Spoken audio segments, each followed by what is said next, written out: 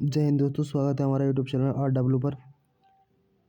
ठीक है दोस्तों, तो आज की क्लास होने वाली है हमारी यूपी प्री बोर्ड। जो यूपी प्री बोर्ड चल रहे हैं, जो उत्तर प्रदेश के अंदर प्री बोर्ड चल रहे हैं स्कूलों में और कॉलेज में, तो आपको ये हमारी क्लास है।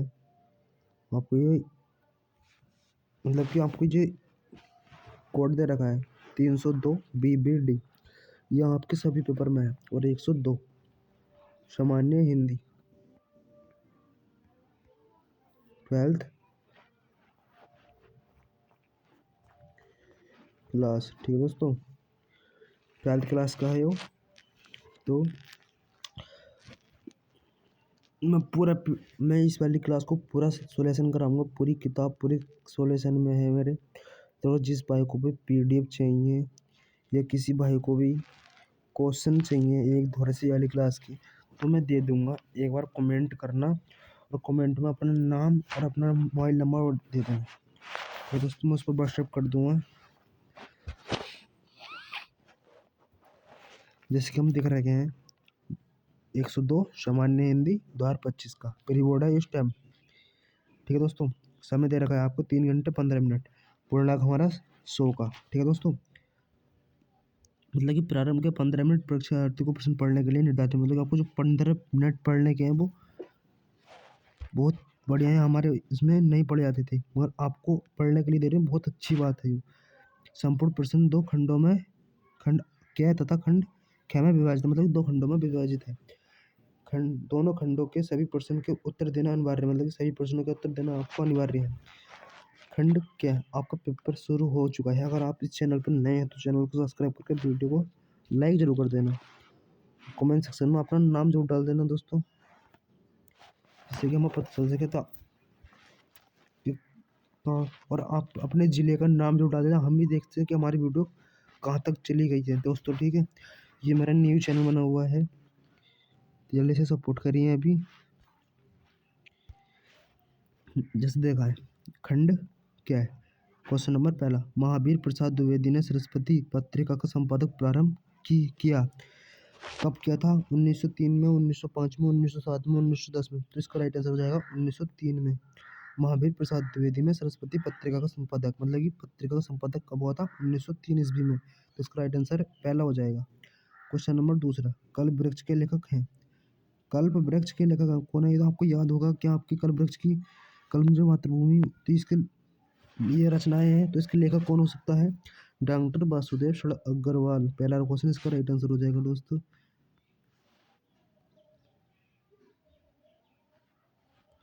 क्वेश्चन नंबर देखेंगे अब।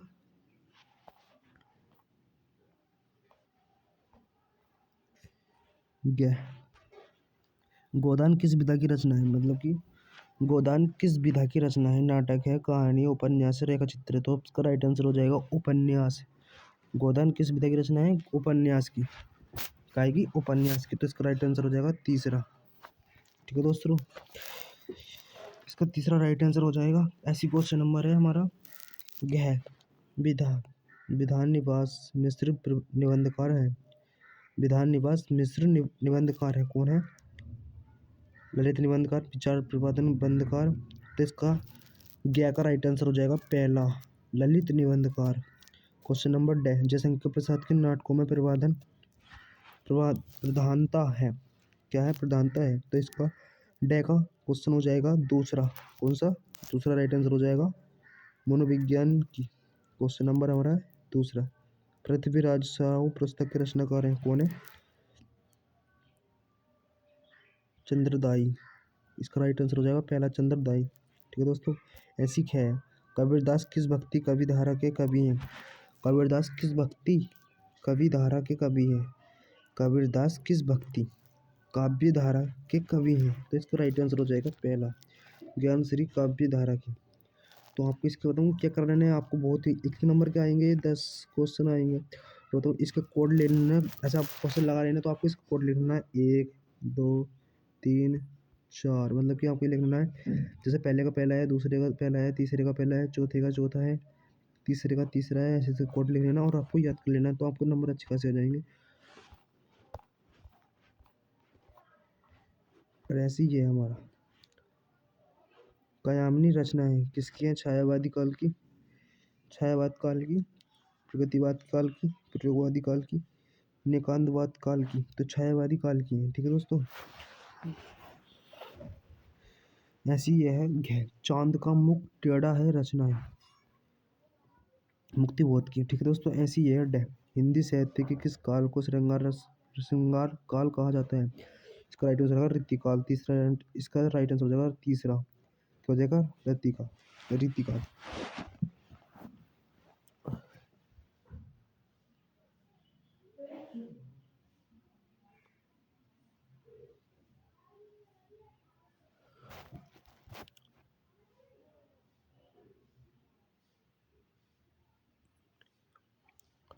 अगर किसी भाई को इसकी पीडीएफ चाहिए तो मुझे कमेंट में अपना नाम, अपना व्हाट्सअप नंबर ज़रूर दे देना।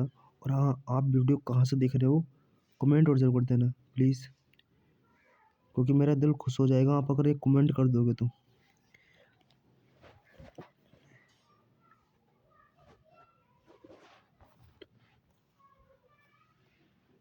ये आ गई हमारी व्याख्या। दिए गए परिपथ में धारिता दिए गए परिपथ में निम्नलिखित प्रश्न का उत्तर दीजिए। मतलब को 10 नंबर की व्याख्या आएगी दोस्तों। धरती माता की कोख में जो मूल्य निधियां भरी हुई है, मतलब कि किस पार्ट से लिया गया है दोस्तों?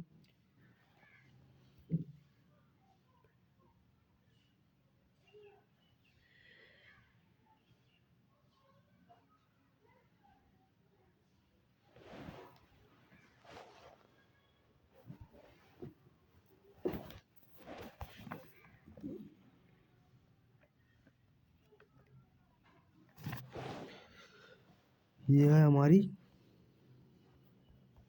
राष्ट्र का स्वरूप। ठीक है दोस्तों,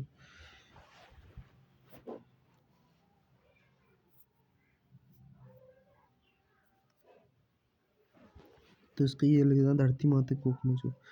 इसका पाठ का शीर्षक, इसके मतलब पाठ के नाम और शीर्षक का नाम लिख लेना है। धरती माता की कोख में जो भरा है पड़ा है, क्या है वो? धरती माता की कोख में जो क्या भरा पड़ा है, क्या भरा पड़ा है? तो धरती माता की कोख में जो अमूल्य निधि भरी है उनके कारण वह वसुंधरा कहलाती है। इसका जैसे ये पहले का यहाँ से हो जाएगा, इसका क्वेश्चन भी सब इसमें, धरती को वसुंधरा क्यों कहते हैं? बस वसुंधरा कहलाती है, आपको इसका राइट आंसर यहाँ से हो जाएगा, जिसके कारण वह वसुंधरा कहलाती है। ये इसका पहला ये हो गया है। किसने पृथ्वी को की देह को सजाया? ये आपको व्याख्या कर लेनी है, इसमें से देख लेना, इसमें से मिल जाएगा। और ये रेखांकित व्याख्या मतलब ये आपको शुरू से लेकर लास्ट तक उतार देना, आपकी व्याख्या कंप्लीट, आपको 10 नंबर पक्के। ठीक है दोस्तों, ऐसी है भाषा की साधारण कई वर्ष हैं।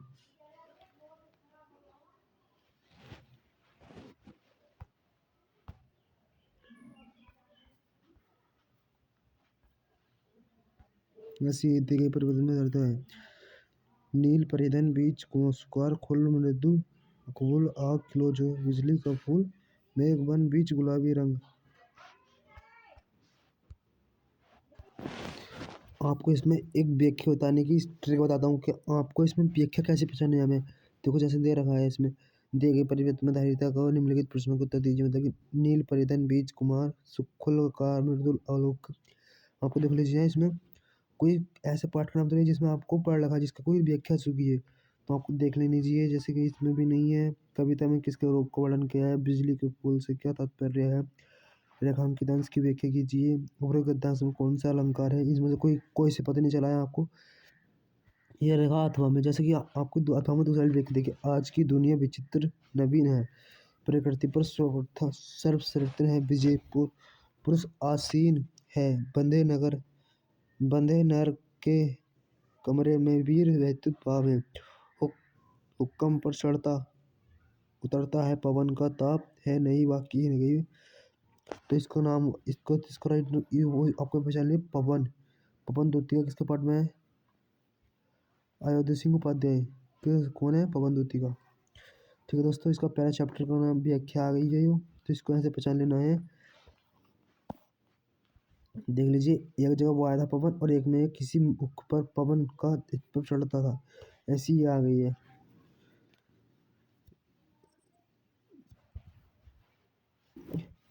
तो आपको इसमें से पहचान लिए, आपको बहुत ईजी है। मैंने इसका पूरा सोल्यूशन अपनी दूसरी वीडियो में डाल रखी वीडियो, ठीक है दोस्तों, आप उसमें जाकर दे सकते हो। आपके 10 नंबर पक्के इसमें होगी, 10 नंबर बहुविकल्प के, 10 नंबर व्याख्या के और 10 नंबर इसके। कितने हो गए बच्चों? 30। 30 नंबर आपके पक्के हो चुके हैं। अब ये 5 नंबर के जिन बच्चे आएगा, मतलब साहित्य परीक्षा आपको जिन बच्चे लिख दे रहे हैं, साहित्य परीक्षा दोनों में से एक लिख देना। क्या दे रखा है? निम्नलिखित में से किसी एक लेखक को साहित्य परीक्षा देते हुए उनकी प्रमुख रचनाओं का उल्लेख कीजिए। अधिकतम शब्द सीमा 80 शब्दों में होनी चाहिए। आपको जीवन परिचय याद कर लेना है, हजारी प्रसाद का, वासुदेव अग्रवाल का, और एक हरिशंकर प्रसाद एक, और एक एपीजे अब्दुल कलाम का। ये 4 जीवन परिचय में याद होने चाहिए जरूर आपके पक्के। ठीक है दोस्तों, तो आपके 5 नंबर इसमें पक्के हो गए हैं। और ऐसे ही आ गया है, निम्नलिखित में से किसी एक कवि का साहित्य परिचय देते हुए उनकी रचना का उल्लेख कीजिए। ये भी इतने का ही है। मेरे श्लोक का याद है आपको, सुमित पंत का याद कर लेना है, और महादेव वर्मा का। इसमें भी 4 याद कर लेना है आपको पक्के। और आपको 5 नंबर इसमें, 5 5 10, मतलब 30 30 30 प्लस 10 कितने हो गए बच्चों? 40 नंबर आपके पक्के। ऐसी है।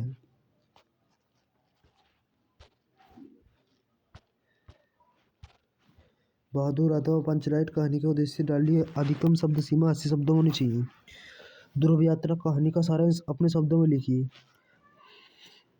आप इनका स्क्रीनशॉट लेते रहिए दोस्तों। अगर वीडियो अच्छी लग रही है तो लाइक जरूर कर देना, कमेंट जरूर कर देना। मैंने कुछ गलती कही हो तो, शायद मैंने कुछ गलती बोल दी है इसमें, उसके लिए मैं क्षमा मांगता हूँ आपसे। जैसे दिए, ध्रुव यात्रा कहानी सारांश अपने शब्दों में लिखिए। अधिकतम शब्द सीमा 80 शब्दों में होनी चाहिए। ये भी आपको 5 नंबर दे देगी। ठीक है दोस्तों, ऐसी है। मुक्ति 7 नंबर, 7वें नंबर पर इस पर भी 5 नंबर आपको मिल जाएंगे। और उच्चाधिकार उत्तर प्रदेश के लिए एक तो मुक्ति क्या आता है, और बाद उच्चाधिकार उत्तर प्रदेश के अंदर यही है, मुक्ति है। महात्मा गांधी जी वाली कोई सी भी लिख सकते हो आप। नायक का चित्र कीजिए। ठीक है दोस्तों, अथवा में इसमें से एक करना है, और आपको 5 नंबर। तो मतलब कि आपको देख लीजिए, आपको यहाँ से लेकर क्वेश्चन नंबर 7 से लेकर आपको सिर्फ इसमें से एक ही करना है, और आपका आधा पेपर खत्म। अब आ गया हमारा खंड ख, क्वेश्चन नंबर 5, पेज नंबर 5 पे। जैसे क्वेश्चन नंबर ये है 8 पर, दिए गए संस्कृत गद्यांशों में से किसी एक का संदर्भ साहित्य हिंदी में अनुवाद कीजिए। आपको 7 नंबर पर दिया जाएगा दोस्तों।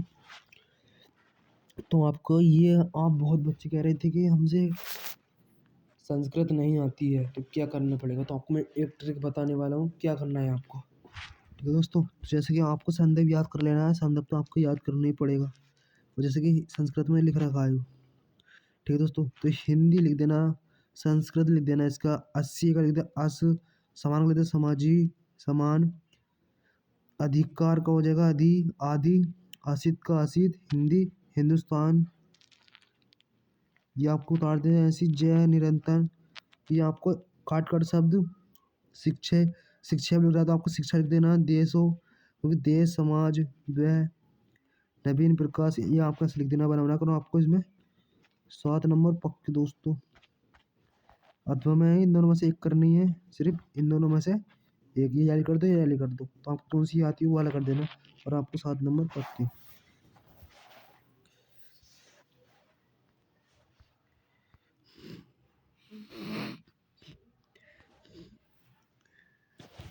दिए गए कदमों में से किसी एक का संदर्भ साहित्य हिंदी में अनुवाद। ये आपका आ गया है श्लोक। शायद आपको 4-5 श्लोक याद कर लेने हैं, जो आपको इस लिखने हैं। सही है दोस्तों, तो आपको ये श्लोक में 7 नंबर मिलेंगे आपको, अगर आपने कर दिया तो। बस आपको हिंदी में बात करना है, संदर्भ लिखना है, और बस ये 2 चीज़ें लिखनी है, और आपको 7 नंबर पक्के। 2 नंबर का संदर्भ आएगा, और 5 नंबर क्या आएगी, हिंदी में अनुवाद। तो आपको 7 नंबर मिल जाएंगे दोस्तों। और ऐसे ही आ गए हैं हमारे मुहावरे। निम्नलिखित मुहावरों में से किसी एक का अर्थ लिखिए। अर्थ लिखे हो वाक्य में प्रयोग कीजिए। मतलब आपको इसमें से एक अर्थ करना है। खून खोलना, कान भरना, दाल में काला होना, अकल पर पर्दा डालना। कान भरने को जाएगा किसी की चुगली करना, मतलब कि आप किसी से चुगली करते हो, उसको कान भर देते हो, वो आपको फिर चिल्ला आता है। बस आपको यही तो करना है दोस्तों। ऐसी है 10 में वह आप हिट कथांश पर आधारित निम्नलिखित प्रश्नों के उत्तर दीजिए। घन लोभ में मानव भावों को पूर्ण रूप से आने, ये आपको 5 नंबर आपको फ्री के मिल जाएंगे दोस्तों। आपको इसमें से कुछ नहीं करना है। समाज में पैसा में कितना महत्व है, तो कुछ नहीं करना है आपको, बस क्वेश्चन इसमें दिए आए हैं, पढ़ लेना है एक बार अच्छे से पढ़ के ये, और आपको ये क्वेश्चन दे देना है। आपको 2 नंबर का 1 नंबर ये आएगा, 2 नंबर ये, 2 नंबर ये, आपको 5 नंबर पक्के। अथवा मैं आपके नंबर से ये करना है।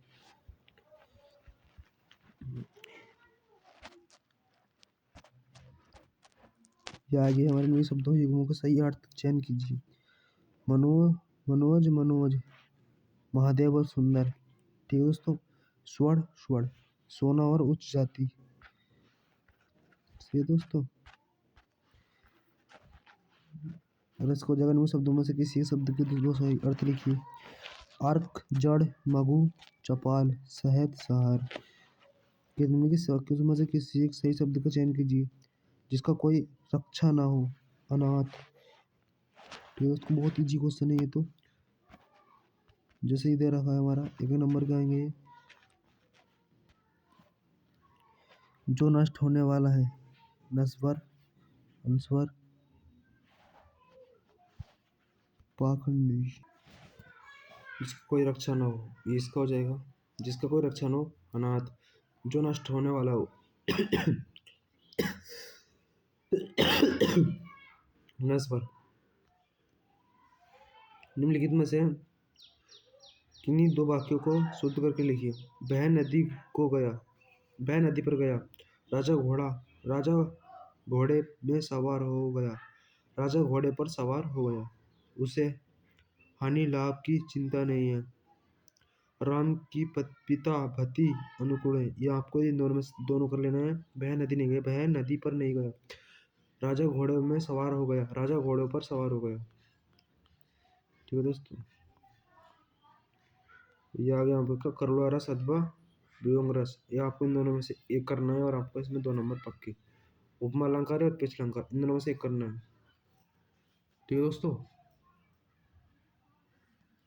दोहा छंद अथवा श्रोता छंद का लक्षण साहित्य उदाहरण सीखिए। इसमें भी आपको 2 नंबर।